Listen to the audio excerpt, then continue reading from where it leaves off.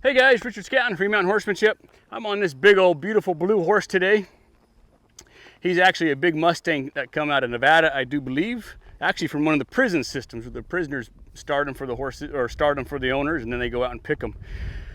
This guy gets about between 400 and 500 miles a year of trail work. The owner rides him tons on the trails. The owner rides them in a snaffle bit. And he's here because he's heavy on the shoulders, heavy on the forehand, especially at the canter, and the owner has trouble getting the correct leads when she asks. So there's a few things that went through my mind before I even got on him. One, this horse is ridden extensively on the trails, so he's constantly on the forehand, constantly walking, because at the walk, the weight is naturally on the shoulders. So then when the owner wants to ask for canter work, he has a very hard time shifting his weight back. The other thing that crossed my mind is this horse has been ridden in a snaffle his entire life. And a lot of times, in my experience, when you ride in a snaffle for years and years and years, and you're just kind of riding and not really doing any finesse riding, that horse can get kind of sour to the bit, which means the horse isn't light in the bit anymore. He's just dopity-dopal dobbing going down the trail. So what I did was I put a little, and I'll make a little video and show you the bit, but I put a little shank bit in his mouth that I really like. I can talk to the horse differently. It's not a manner of applying more pressure to the horse, it's applying pressure differently to the horse. I have the curb strap working, I have the pole strap working, I have the bars of the bit talking to the bars of the mouth, and I have a port all talking to the horse, as opposed to a snaffle bit where there's just one piece talking to the horse. So knowing this horse has a canter problem, the last thing I'm going to do is come out here and ask for a canter. I want to set my horse up for success in everything that I do. So I'm not just going to come out here and ask him for a canter. Some things that I'm going to look for, some ingredients that I'm going to look for before I ask for the canter is, as I'm walking around, can I just kind of close my fingers and can he get nice and soft in my hands like that? While I have him nice and soft like that, can I maybe slide a left leg back and ask him to bring his hips in as he goes forward? Kind of like that. And I'm saying kinda because it ain't perfect and it ain't never gonna be perfect, but it's gonna give me a lot of tools to work with. Can I be riding this horse? Can I shift my weight back, ask for a stop, close my fingers on these reins, have him back up, and do a turn on his haunches? Can he lighten his shoulders and give me a turn on the haunches? When I'm riding this way, can I ask him to get soft in his face, slide a right leg back, ask him for his hips to go to my left? He might be swishing his tail a little bit because he's saying, hey, this isn't how I operate. Well, it is now, and it will be for the remainder of his future. Because wherever pressure is applied to a horse, they need to yield from the pressure. The other thing that I want to check off before I start asking a horse for a canter is I want to make sure that, yes, he gets soft in my hands, but I also want to make sure that I can ask him for a little bit of lateral flexion. To me, that's too much lateral flexion. I don't need that much. I want to just be able to see that eyelid. Maybe that much. Just see the eyelid. And I want to be able to ask this horse to flex in his pull, get soft in my hands, flex laterally just so I can see that eyelid, and I keep going where I want to go. If I ask him for lateral flexion to the right and he does this job, that's not what I'm looking for. I'm looking for just a little bit of lateral flexion just to see that eyelid and his shoulders staying where I need them to be. If his shoulders start going to the inside, which means he's following that rein, then I can bring my right leg up and just block his shoulders. Very easy, block the shoulders. I like to get all of those at the walk and the trot. So all of those maneuvers, we're working on his balance. But what about my balance? If I can set my horse up using my body and then I can get my body out of his way, then his transitions will be much smoother, much snappier, and he'll just kind of melt into the transitions. So if I want a canter transition, I'm going to want to shift my weight back a little bit and maybe to my left pocket, just a little bit. I don't want to go way over here, over exaggerate, knock my horse off balance. I want to just say, hey, my body's rocking back and to the left just a little bit. That means I want you to follow. And if he doesn't, then I can use my reins to help him shift his weight. So before I ever ask this horse for a canter, I'm going to shift my weight over to my left pocket, my shoulders back just a hair. I'm going to have his shoulders to the outside, my left leg back a little bit. Now watch my right leg. My right leg is going to come off. He's set up for a canter, right leg off.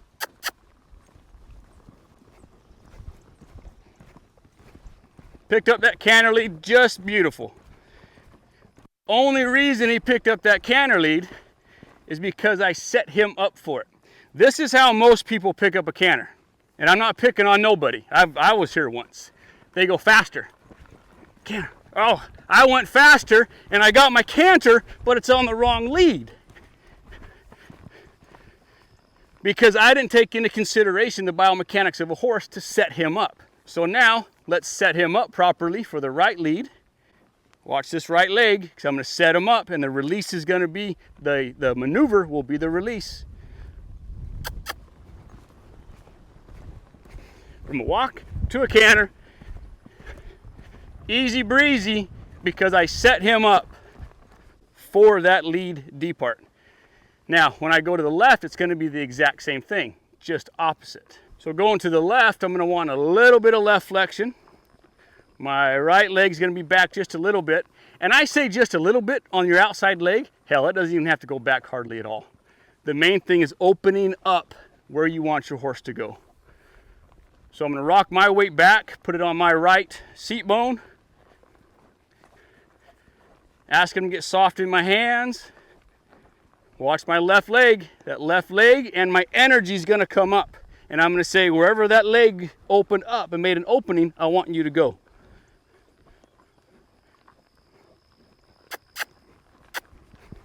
Wrong lead. Hey, that's fine. I'm going to bend him down to a stop. I don't ever get frustrated. I'll do this 1,000 times. Sometimes it feels like 1,000,000 times before we get it right. He's not wanting to push his hips to the left. He's wanting to push into my leg.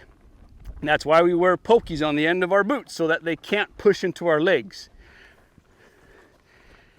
I'm not going to use my spurs aggressively, but by golly, he's going to get off of my leg and not push into it. And he might have an opinion about it, and that's fine. But he needs to bring his hips to the inside, left leg off.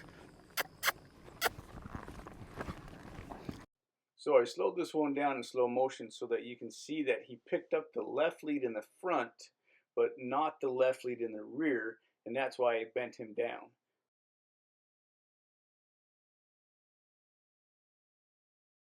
Take that lead away.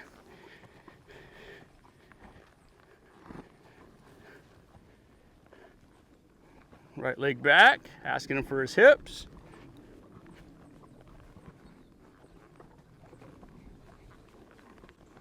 Gotta maintain forward. Rather try everything he can to get out of giving me his hips.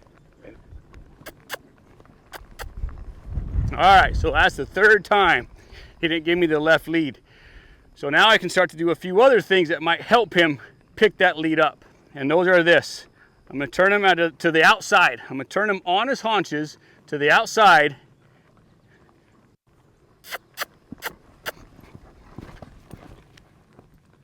On his haunches to the outside. Canter.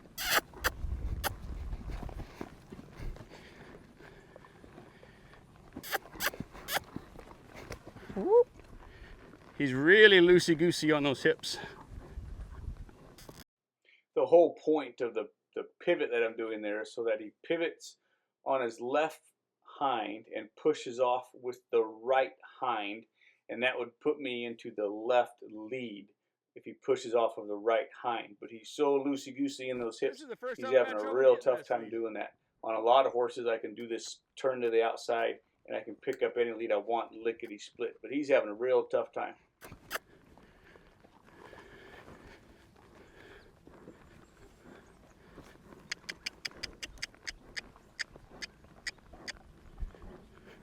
That's shaping up better. That's shaping up better. Now let's see if we can get that left lead depart. see how he's throwing his shoulders to the left. He needs to bring those shoulders to the right. So if he's throwing those shoulders to the left, I might pick up on that left rein to keep those shoulders out. We'll get it. If not today, maybe tomorrow.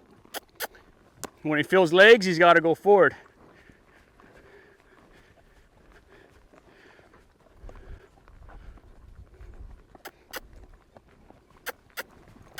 There we go. There we go.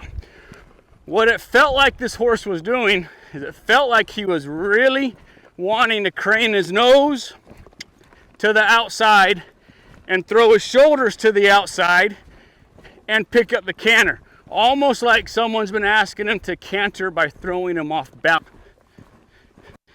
And then when I'm riding him and I'm asking him to set his body up appropriately, he's like, no, I don't want to do that. So let's try that again. Keep my left rein up, right leg back a little bit. Left rein up is going to keep the shoulders from diving in, hopefully. And what I'm waiting for is I'm waiting for his hips to shift over to the left, shoulders to the right, and for him to get soft in my hands, and then I'll ask him.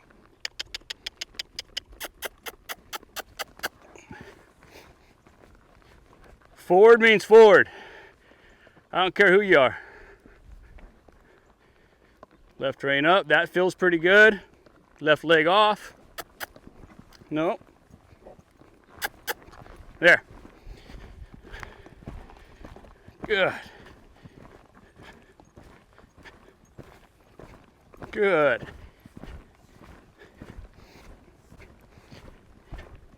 Now in the canter, I'll play with swinging the shoulders. Obviously, especially going to the left, he wants to throw those shoulders to the left. So I can swing his shoulders out.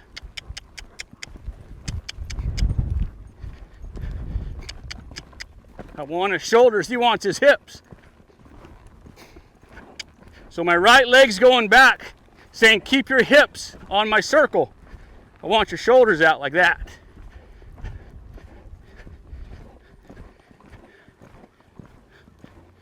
And then let him canter on.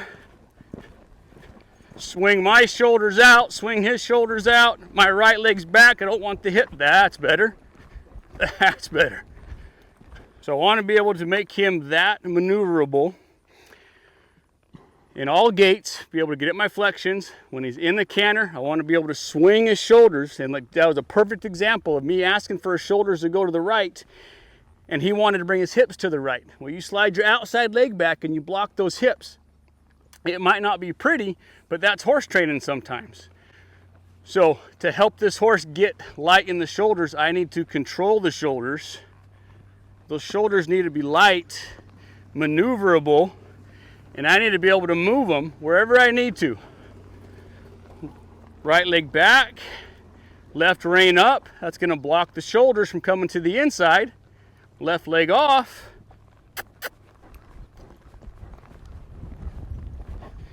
Take his hips away. He's getting frustrated. That's okay. The problem is when we both get frustrated. Right leg back, left rein up. And if he'll give me one more good canter depart, then we'll call it good. Forward means forward. Hips in, shoulders out. Thank you. That was a lot better. Now, if he pushes into my right leg, he's going to meet my leg. But I want him to swing his shoulders out like that. And then get back on the circle. Maybe swing his shoulders to the inside. I'm clucking to maintain impulsion. Now shoulders to the outside. He got rushy.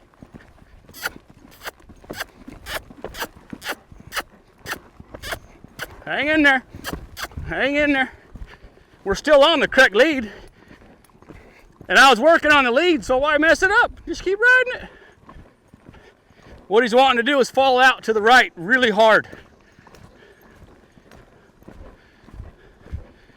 And when I ask him to not fall out to the outside of the circle, he gets really upset. There he goes.